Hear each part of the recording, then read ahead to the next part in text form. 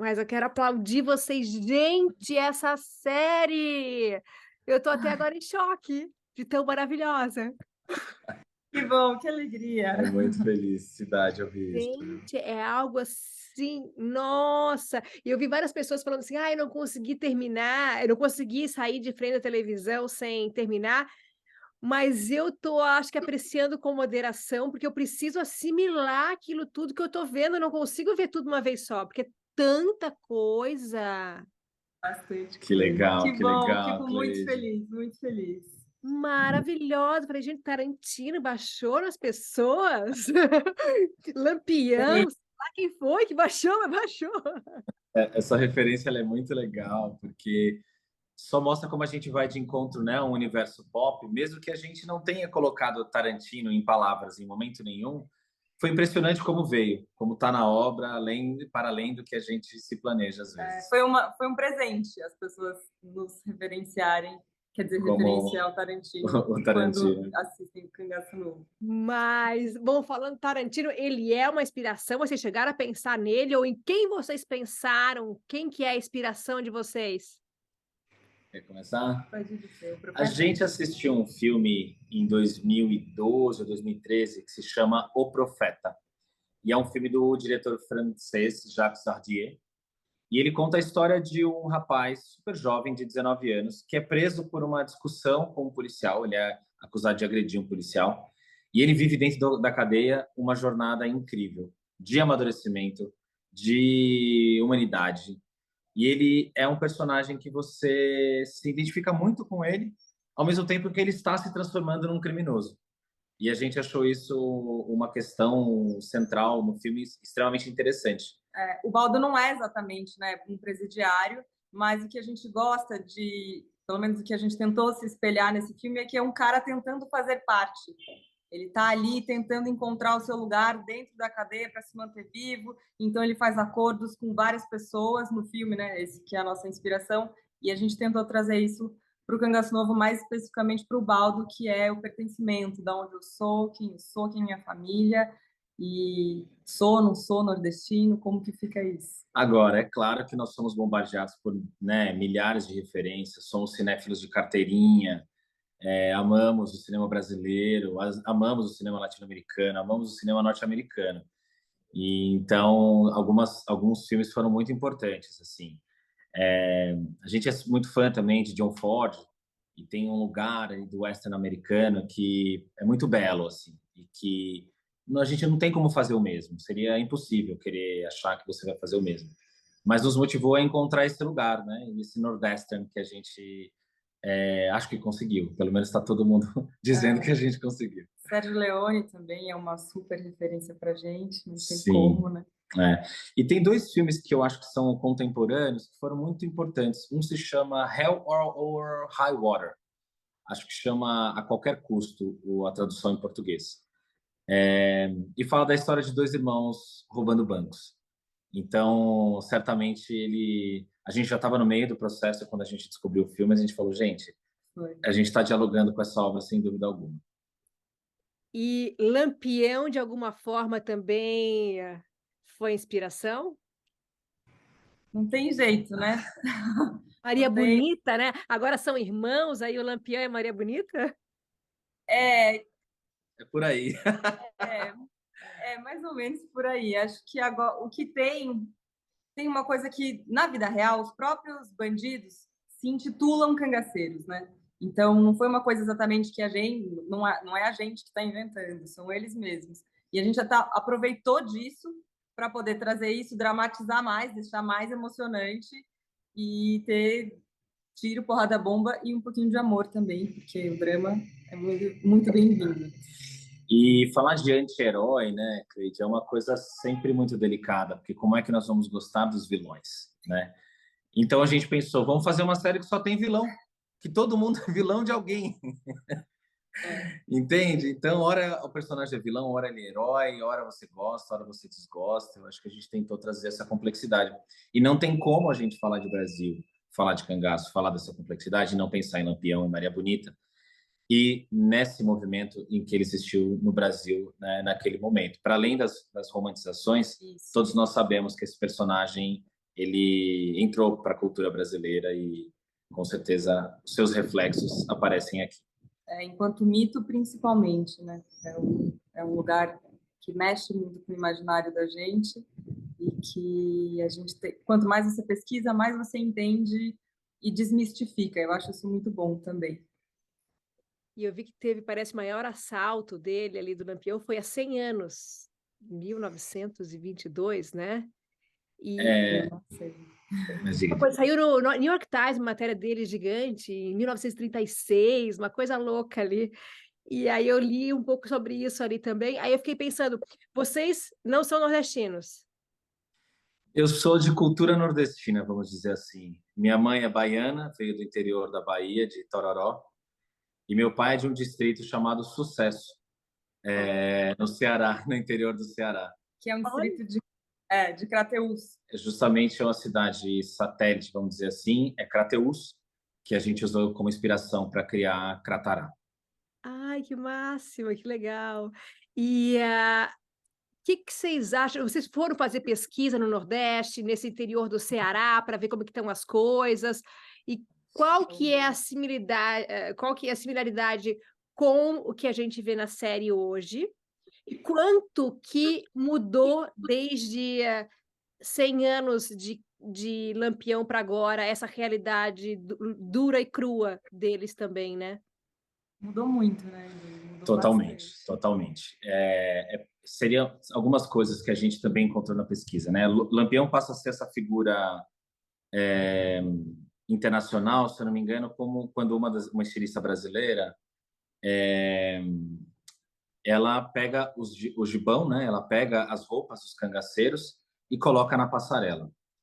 E aquilo traz uma luz para o que está passando no Brasil, para esse banditismo, e que naquele momento tem o banditismo social realmente determinado, né? Porque Lampião era o líder desse bando. Esse bando era formado por relações também familiares, então várias pessoas do bando eram da família ou de Lampião ou outros grupos familiares dentro deles.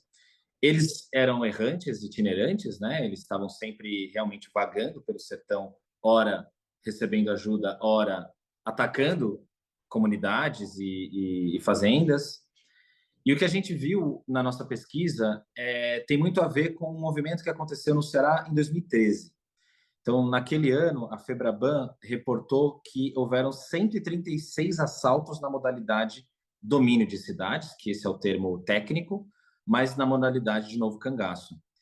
Então, o Ceará estava passando por uma espécie de epidemia desse tipo de assalto em 2013, quando a gente criou a série, assim, quando a gente teve os primeiros rabiscos da série. E o que a gente viu é que esses grupos eles não têm exatamente uma liderança, eles se unem por conveniência, não tem um fundo social estipulado, apesar da gente encontrar alguns personagens que no seu dia a dia, personagens não, né? Encontramos na pesquisa alguns bandidos que no seu dia a dia eles faziam certos papéis sociais à sua comunidade porque aquilo os protegia e dava uma espécie de, como se diz, uma identidade secreta, né? Eles eram descobertos no momento que eles eram presos ou mortos durante as ações. Então é radicalmente diferente, mas eu acho que Cangaço Novo vem nesse lugar da releitura, da gente poder beber na realidade, mas trabalhar na ficção com todo o potencial que a gente encontrou para fazer personagens complexos, divertidos, adoráveis, terríveis. É verdade, acho que tem um dos maiores exemplos que a gente tem é que na vida real, normalmente as mulheres que participam desses assaltos a banco, elas são as chamadas cavalos, que são mulheres que dirigem, elas são motoristas e só. Quando a gente olha para isso, a gente olha e quer uma mulher, enfim, pelo menos quando a gente criou Dinorah, era uma tentativa de pegar essa mulher da realidade que dirige, mas trazê-la mais para dentro do bando, para assaltar mais, para ter mais poder, para ter mais autonomia. Então, a gente, claro, está sempre olhando para a realidade, mas definitivamente nós não estamos replicando. É uma ficção. Gente, ela é maravilhosa. Ela é. Ignorar é algo assim, falei, gente, essa é a pessoa. Porque também tem toda essa coisa dela muito dura ali, uma violência ali no e cru ali e tal, mas ela é muito poderosa, ela é muito, né? E a gente tem uma empatia por ela e por eles todos, eu acho, né? Porque como que foi esse equilíbrio que vocês tentaram colocar? Porque eles estão assaltando o banco, mas a gente tem empatia por eles. Esse foi o grande desafio, como é que a gente vai se importar com esses personagens, né? E aí eu acho que a relação familiar que toca a todos nós. O Baldo tem as suas necessidades, a Dinorah tem as outras necessidades, e esse choque de motivações e necessidades, eu acho que coloca a gente nesse lugar de entrar junto com esses personagens, sentir o que eles estão sentindo e, e se emocionar mesmo, né? Nos perguntar o que faríamos, né? Se a gente estivesse naquele lugar. E olhar para os bandidos também de uma forma... Eu sei que talvez isso possa soar meio perigoso, mas olhar de uma forma humana, sabe? Além de bandidos, o que eles são? Tem família, não tem família? Tá perdido no mundo? Quem são essas pessoas? Acho que essa foi uma tentativa que a gente conseguiu acertar, assim, porque a gente tem empatia, né? Por Dinorah, por Baldo, por Jeremias. A gente encontrou também um fator muito interessante que nesse período que a gente pesquisou, havia um espetáculo do terror. Então coloca as pessoas né, em cima do carro, faz cordão humano, mas não haviam muitas mortes, nem dos bandidos, nem dos reféns e nem dos policiais. Então esse era um fator super interessante, porque esses assaltos são feitos à luz do dia, eles levam mais de 1 hora às vezes para acontecer, e mostra como o nosso país, que tem dimensões continentais, tem dificuldades para combater esse tipo de crime, porque basicamente é isso, são cidades que estão a mais de 1 hora, a mais de 2 horas de um efetivo policial que desse conta de contrapor esses bandidos. Exato, a força policial se resume a 2, 3 funcionários que estão ali, então é realmente impossível de detê-los. Impossível, injusto. Isso é inspiração real para ficção, então é realmente como acontece. E você tinha perguntado das pesquisas. Nós fomos para lá, a gente foi até Sucesso, até o distrito, né, onde o pai do Edu nasceu. Foi muito legal, foi emocionante.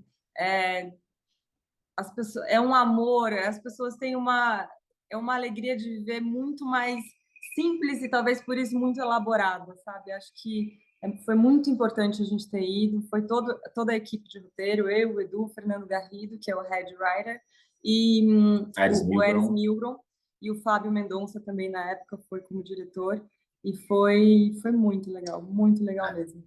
Porque é indescritível, né, Cleide? Não tem como a gente explicar, as pessoas precisam realmente sentir o Nordeste, sentir as pessoas, né? E havia uma total preocupação da gente não subjugar ninguém, nem os bandidos. Todo mundo tem que ter o seu caráter respeitado, as suas histórias respeitadas, né? E essa parte do Ceará, ela é um lugar tão no interior que ela é quase divisa com o Piauí, né? E é essa região que a gente chama de Sertão Central, que é basicamente um dos microclimas mais secos do planeta. E, para nossa felicidade, mesmo filmando na Paraíba, no Rio Grande do Norte, nós filmamos no mesmo microclima. Isso foi pensado para que a série não perdesse a sua identidade em nenhuma etapa, porque um projeto como esse só dá certo porque todo mundo que trabalhou fez jus às suas funções. É lindo. É lindo ver o trabalho dos diretores, é lindo ver o trabalho do elenco, é lindo ver o trabalho da arte, é lindo ver o trabalho da produção. É uma felicidade que a gente não tem, assim, não está cabendo no peito. Está sendo dias muito felizes mesmo. A ideia nasceu do coletivo, né? Na verdade, da dupla, eu e o Edu, mas depois ela foi se espalhando.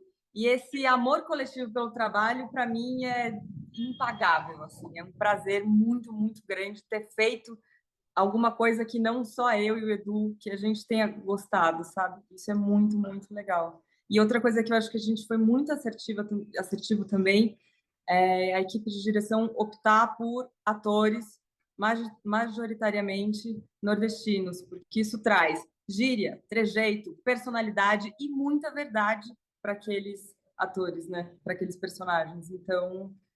É lindo a série no Nordeste, como a gente tem sido recebido e se sentido parte, né? Tudo certo. Atores, que incríveis, maravilhosos também. Era um choque. Falei, gente, eu não conhecia a maioria deles. para falar a verdade, porque eu também não estou afastada do Brasil já há 14 anos, então eu não sei se eles faziam, sei lá, novela, alguma coisa que eu não estava acompanhando, mas para mim todos eles foram surpresa e era assim, é um mais incrível que o outro. Vocês participaram do casting de alguma maneira? Como é que foi? Sim, nós somos convidados a acompanhar o casting. A gente brinca assim, né? A gente tinha voto sem ter veto. Isso. E realmente, como o trabalho ele já tinha sido posto desde o início, numa grande colaboração, né? Porque todo mundo falou assim, vamos fazer a série mais incrível que a gente puder? Vamos dar as mãos e vamos nesse caminho, né? Então foi maravilhoso, a gente recebia todos os testes, dava nossas opiniões, conversava com os diretores, era unânime, né? Era lindo, porque quando você passa tanto tempo num projeto, quando você vê o teste, é impressionante, parece que o personagem entrou na sala. Então era lindo. A gente, quando viu Alan, Alice, Tainá, assim, o Baldo entrou na sala, né? Dinorah entrou na sala. Foi mágico, foi muito legal. E de fato, eu acho que esses papéis são os papéis maiores que eles tiveram na época, né? Agora já estão fazendo novela e outras coisas, mas se deram, se doaram, são uma família, assim, são nossa família. Exato. Alan já tinha feito os irmãos, ele é um dos irmãos Cravinho, né? No filme da Richthofen. Ele é o irmão mais velho. Alan sim, também participou de Aquários. E Alice Carvalho já tinha participado de Segunda Chamada. Ela também ficou famosa por uma série autoral que ela lançou na internet. E Alice já vinha fazendo um trabalho de base assim incrível. Nossa, maravilhoso. E a Tainá já tinha feito Aruanas também, que é uma série grande. Aruanas também. Nossa, ela é linda, maravilhosa, incrível. E como que foi pegar o Ali e o Fábio Mendonça? Como é que foi essa junção desses maravilhosos também? Nossa. O Fabinho, assim, a gente teve a ideia em 2013, começou a desenvolver lá atrás, eu e Edu. Aí eu conheci o Fabinho trabalhando em 2015 e mostrei para ele. Falei, olha, tem esse projeto aqui meu e do Eduardo. Ele leu, achou incrível, falou, conta comigo, vamos junto. Aí a gente foi até a O2, apresentou para a Andrea. A gente começou todo o processo de trabalhar, de melhorar e de apresentar os players.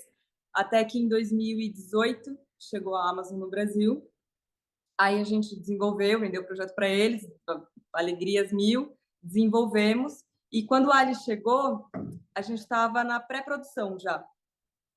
E aí ele juntou, enfim, deu as mãos para a gente e foi todo mundo junto. Só que aí teve um fator, né, Cleide, estávamos à beira da filmagem, é uma série extensa, complexa, precisa de mais de uma pessoa, não haveria até condições físicas, né, para o Fabinho também, e veio a pandemia.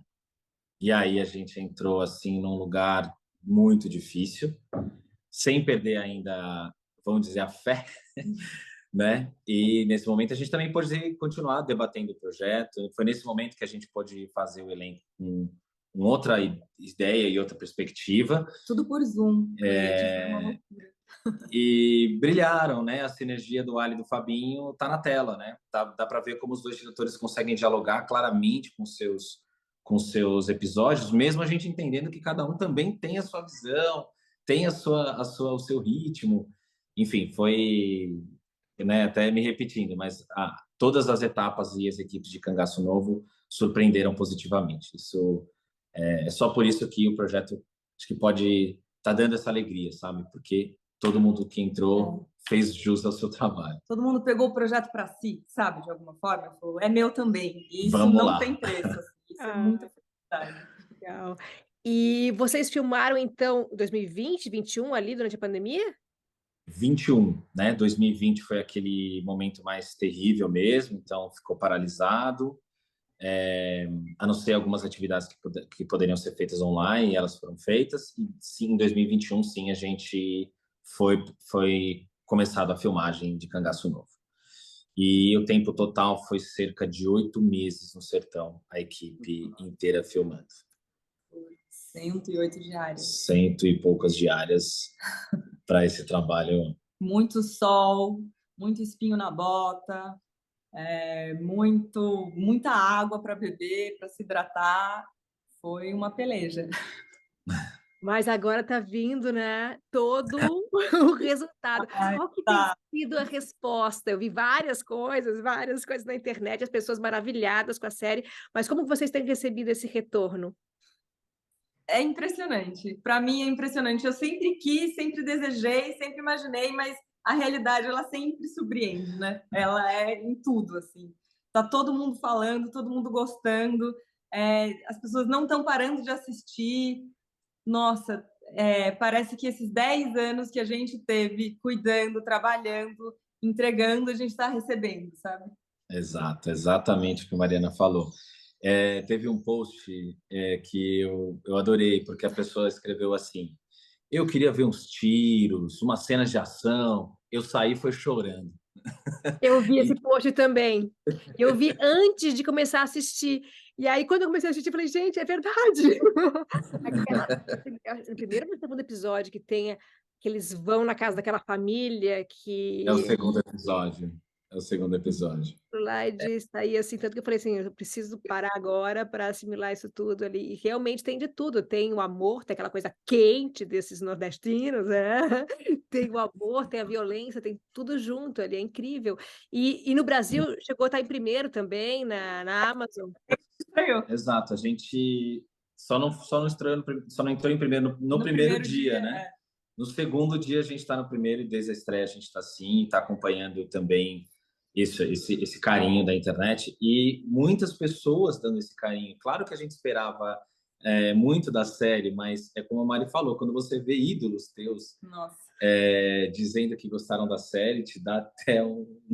é difícil explicar a sensação. Tudo é bonito, desde os nossos ídolos até as pessoas mais simples, quando também assistem, tocar esse, sabe, essa gama de pessoas diferentes é muito, muito, muito A legal. gente viu alguns posts também das pessoas falando que estão assistindo com a família e não tem carinho mais interessante pra gente, sabe? Sabe que sentar uma família e vamos assistir Cangaço Novo, um show brasileiro, sabe?